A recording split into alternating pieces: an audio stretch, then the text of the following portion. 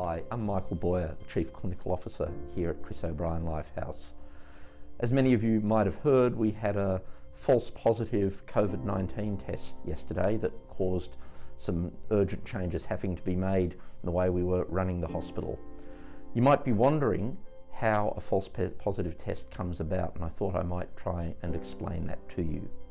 The starting point is to recognise that testing for COVID-19 is a very robust and well accepted method.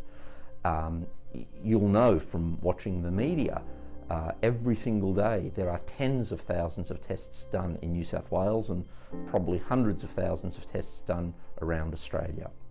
Overwhelmingly, these give us the correct, accurate answer first time, every time. Whenever we get a positive result on a test, it's very important that we go through a process of verifying that those tests occur. And in the pathology departments where these tests are done, they have a process to check that any test result really represents reality. The way we test for COVID involves amplifying small pieces of DNA many times.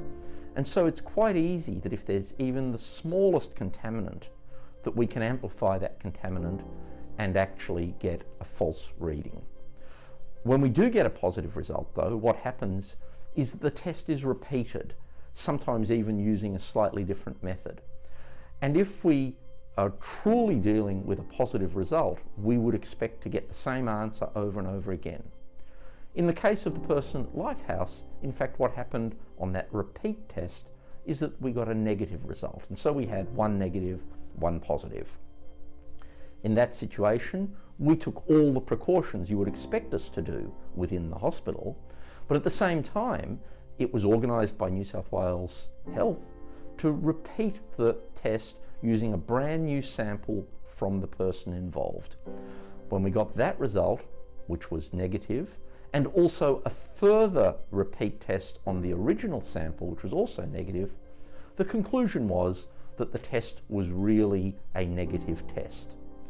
Of course, as a hospital, the primary thing we have to focus on is the safety of our patients and the safety of our staff.